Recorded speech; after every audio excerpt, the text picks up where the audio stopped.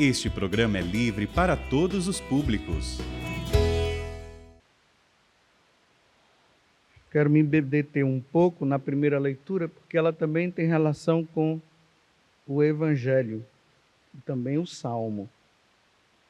Jesus agora ele está se aproximando de Jerusalém e ele começa a perceber que a situação dele está começando a se tornar difícil, principalmente no que diz respeito às autoridades daquele tempo, que já estavam planejando uma forma de prender Jesus e em seguida matá-lo, porque Jesus ele estava procurando não seus interesses, ele estava procurando os interesses do Pai, que era a salvação da humanidade. Então Jesus estava se tornando um problema, um grande problema, porque eles agiam de uma forma e Jesus agia de outra forma. Então, essas autoridades, como os fariseus, os doutores da lei, os herodianos e assim por diante, eles se reuniam para combinar uma forma de matar Jesus. E na primeira leitura nós vemos algo muito semelhante, porque Jeremias também, ele viveu a mesma situação. As pessoas já não tinham mais o interesse pelas coisas de Deus e pelas coisas do próximo. Então, Jeremias também ele se torna um problema. Então, aqui o pessoal começa a tramar. Vamos matar Jeremias. Mas de que forma? Usando a língua. Então, nessa quaresma, você tem percebido como você tem usado a sua língua? Você usa a sua língua para o benefício dos outros ou você tem usado a sua língua para o malefício? Veja como é que eles usam, né? Olha a trama que eles estão aqui, ó, que diz assim: disseram eles, vinde para conspirarmos juntos contra Jeremias. Quer dizer, Jeremias não estava errado, Jeremias estava certo, só que Jeremias era um incômodo para eles. Então, como é que nós vamos fazer? Aí ele diz assim, vinde para o atacarmos com a língua, e não vamos prestar atenção a todas as suas palavras. Você quer destruir alguém? Calunie. É só caluniar. E aqui no Salmo está dizendo, né? Que é a situação de Jesus, que também é de Jeremias. Ao redor todas as coisas me apavoram. Ouço muitos cochichando contra mim. Todos juntos se reúnem, conspirando e pensando como é que vão tirar a vida. Como é que nós vamos tirar a vida dele? Como é que nós vamos destruir? Aqui entra a calúnia, entra a fofoca, ninguém sabe de onde é que se origina. Uma pessoa vem e fala mal do outro, aí o amigo vai e toma as dores, aí começa. Se a pessoa pensava bem daquela pessoa, já não começa mais a pensar bem. Se tinha empatia, agora já tem antipatia. Tudo por causa de quem? Por causa de alguém que falou alguma coisa, porque não vivia bem com aquela pessoa, e aí vai uma fofoca atrás da outra, e as pessoas começam a tramar, a usar um jeito de destruir. Ah, você já viu aquela história? Disseram, fulano disse. Mas quem foi que disse? Ah, eu não posso dizer. Ou quando pode dizer, não diz. Nunca sabe de quem foi. Ah, mas falaram. E a pessoa toma esse falaram como uma verdade. Foi isso que eles fizeram com Jesus. Naquela noite da quinta-feira, quando eles prenderam Jesus e levaram para o primeiro julgamento, porque o primeiro julgamento não foi com Pilatos, o primeiro julgamento foi com as autoridades religiosas.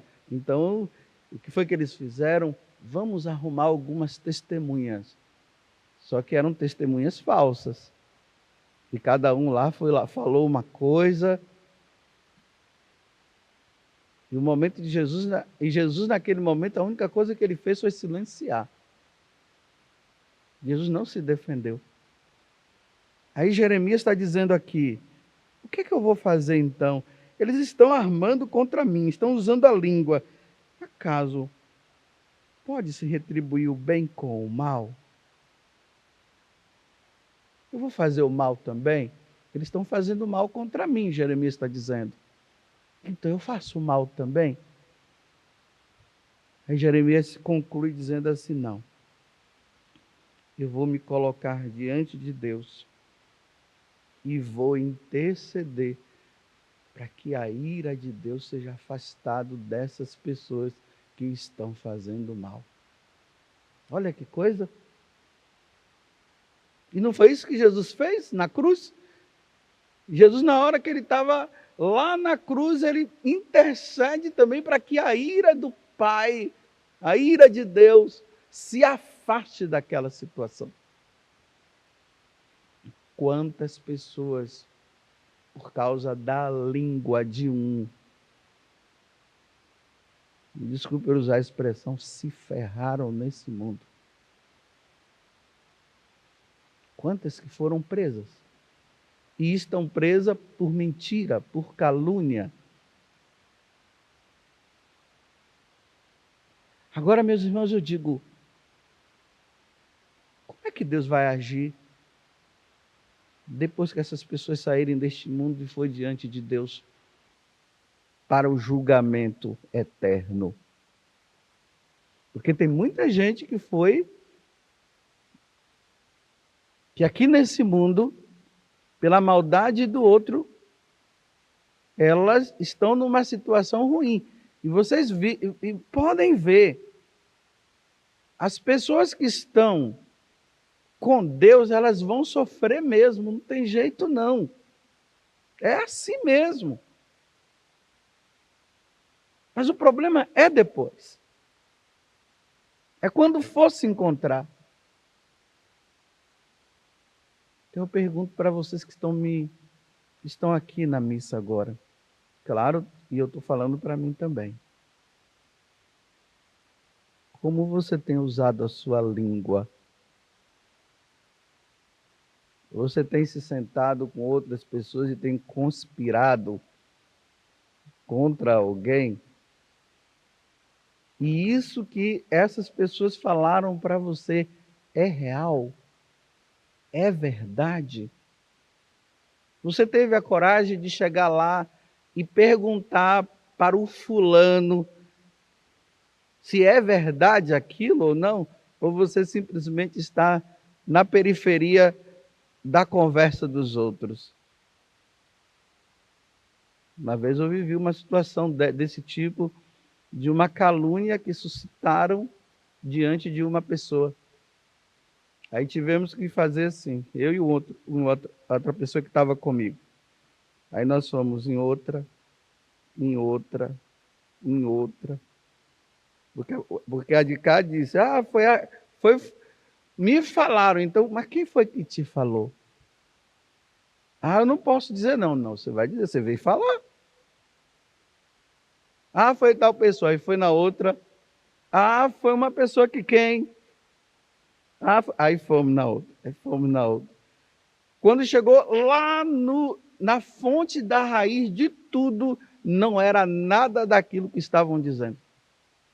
Foi uma situação totalmente diferente.